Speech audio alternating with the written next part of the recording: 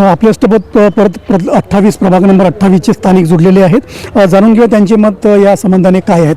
काय नाव तुमचं? तेजराव महाजन. तेजराव महाजन सर, आपण इथेच राहता? मी इथेच राहतो जवळ. काय वाटतं तुम्हाला की आता इलेक्शन आहेत तर आपला प्रतिनिधी जो आहे हा कसा असावा? प्रतिनिधी हा समजदार असावा, सुशिक्षित असावा आणि काम करणारा असावा, सर्वांना घेऊन चालणारा असावा. या अगोदर इथे एक नगरसेवक राहून गेले आहेत, तर तुम्हाला काय वाटतं की यावेळेस काही नवीन चेहरा वगैरे असावा? हो, नवीन चेहरा तर आवश्यकच आहे, असावा नवीन चेहरा. असं आता जसं नवीनमध्ये एक संदीप झाडे जे डॉक्टर आहेत हो. त्यांचं सुद्धा नाव समोर येत आहे. हो, हो. काय वाटतं तुम्हाला? त्यांनी पण इथं खूप सारे कामं केलेले हो आहेत, हो, संदीप झाडे हे काम करणारेच आहे तसे. है ना? त्यांनी इथं गर्भाचे हो हो, कार्यक्रम, गरबाचे कार्यक्रम केले, 2 आरोग्य शिबिर वगैरे, भरवलं. 3 वर्ष झाले काम करून राहिले ते इथे. है ना? तर समजा या नवीन चेहऱ्याला जर संधी जर दिली तर हो. परत आणखी चांगला विकास होऊ शकतो. हो, होऊ शकतो विकास. काय सांगाल तुम्ही या समज जनतेला की नवीन चेहरा जर झाडेजींचा येत आहे तर त्यांना सहकार्य करायला पाहिजे सगळ्यांनी? हो, संदीप झाडे जर उभे राहिले इलेक्शनसाठी तर सर्वांनी त्यांना मदत करावी आणि भरघोस मतांनी निवडून आणावे अशी माझी विनंती आहे. ओके, चला धन्यवाद सर. परिसरात तुम्ही राहत आहेत तर तुम्हाला काय वाटतं की प्रभाग क्रमांक 28चा जो उमेदवार आहे हा कसा असावा? उमेदवार कोणत्याही वार्डाचा असो, कोणत्याही प्रभागाचा असो, पण तो जनतेची कामं करणारा असावा. असं काही तुम्हाला वाटते का की विशिष्ट एका पार्टीची सत्ता या ठिकाणी यायला पाहिजे असं काही? पार्टीशी हे जे आहे ही निवडणूक आहे कॉर्पोरेशन, त्याच्यात पार्टीचं काही घेणं देणं नाही. माणूस चांगला असला पाहिजे तो कोणत्याही पार्टी.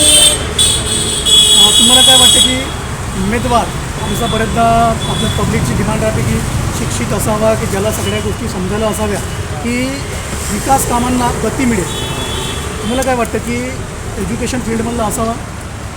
एज्युकेशन फील्डमध्येही असायला पाहिजे तो आणि पब्लिक सेक्टरमध्येही असायला पाहिजे, जसं जेणेकरून त्याला जनतेनं ओळखलं पाहिजे. आता या प्रभाग क्रमांक 28मध्ये पूर्व नगरसेवकसुद्धा राहून चुकलेले आहेत कुमेरियाजी. आता सध्या आपल्याकडे भाजपमधून संदीप झोडे यांचं नाव समोर येत आहे. तर तुम्हाला काय वाटतं की डॉक्टर फील्डचा व्यक्ती जो आहे हा असायला पाहिजे का या क्षेत्रामध्ये?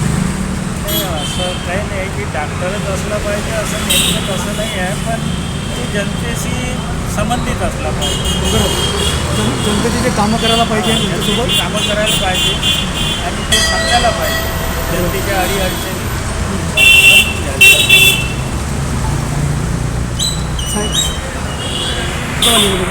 उमेदवार लोकांच्या जे काही गरजा राहतात की बा ते साफसफाई करायचे एका फोनवरती म्हणजे त्या व्यक्तीने ते माणसं पाठवायला पाहिजे.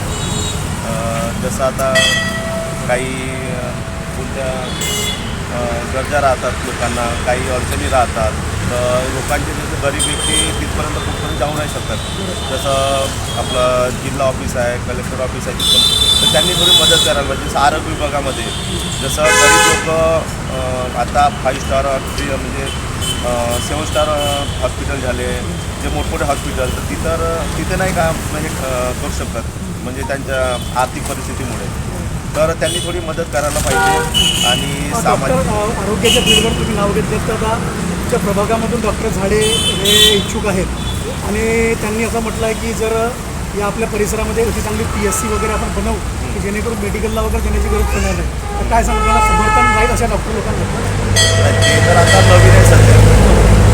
आता आमच्या प्रभागामध्ये म्हणजे किशोर भाऊच आहेत, एका फोनवरती सगळं काम करतात. किशोर भाऊ कुमेरी हे बेस्ट आहे. म्हणजे सगळ्यात काही पदावर असो की नसो, कोणती अडचण असो, तर ते धावून येतात. हो, आमच्या रमणामावतीमध्ये ते म्हणजे एकमेव तेच आहे. यावर्षी काय वाटतं तुम्हाला की जसं आता एका बाजूला ते आहेत आणि बाकी पण पार्ट्यांचं आता चालू आहे? आता बघू ना आपण कोण काय तसं, म्हणजे आता उद्यापासून बहुतेक चालू आहे फॉर्म. आचारसंहिता सुरू झालेली आहे आणि आता तिकडे तिकडे आश्वासन दिलं ते पूर्ण करायला पाहिजे. आश्वासन तू काही अर्थ नाही ना. बरोबर. आम्ही आता मी तुम्हाला बाहेरच्या टाईमवर सांगितलं होतं निकाल लागलेला अजून आतापर्यंत आलं नाही. आता काल मंदिरात झाले दादा म्हणजे तुम्ही जेवण तेव्हा नक्की आहे. हां, काही अर्थ नाही ना त्याला. तुम्ही पहिले जनतेच्या पहिले करा ना. एका फोनवर आता तुम्ही भाऊकडे जातो, भाऊ मला टँकर पाहिजे, ती 5 मिनिटात आणून देतात. हां, ती एकटी आहे ना, मंदिराकरता काही थोडं दादा असं काम आहे हे आहे. आता पोलला 10 किती वर्षानंतर आम्ही सांगितलं पोल लाईट नाही आली होती. अजूनपर्यंत झालं नाही ते. आणि किती दिवस झाले तर मंदिराच्या समोर काम आहे ते साफसफाईवाले येतात, योग्य नसतं. कचरा टाकून देतात ते चालले जातात, साफसफाई नाही करत. त्या थोडं फ्रंटमध्ये म्हणजे मंदिरात पुढे कचरा पडला राहते आणि महाप्रसाद कार्यक्रम नेहमी राहते. ते मंदिरवाल्याला बोलतात लोक, मंदिरवाले कचरा टाकतात, मंदिरवाले कचरा टाकणार, भाविक लोक महाप्रसाद करतात म्हणजे सोडून चालले जातात. हा मंदिरवाल्याचं काम आहे का सांगा तुम्ही आता.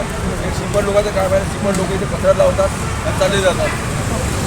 आपला उमेदवार या गोष्टीकडे बारीक सारीक गोष्टी लक्ष देऊन आपल्या समस्या सोडवणारा असावा. असावा बस, आम्हाला काम पाहिजे, बाकी काही नाही पाहिजे. आम्ही आता कधी- नागरिकांच्या गरजा म्हणजे पूर्ण करायला पाहिजे. बस.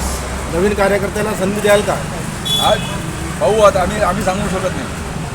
आम्हाला ते व्यक्ती आवडते तर त्या व्यक्तीला तो आम्ही गुपित ठेवू. आम्ही सांगू म्हणजे पोटातला काही अर्थ नाही ना. मग का आम्ही ओपनच झालं मुलाला मत दिलं म्हणून. अगदी बरोबर. आपल्या सगळ्या समस्या सोडवणारा नेता आपल्याला पाहिजे बस.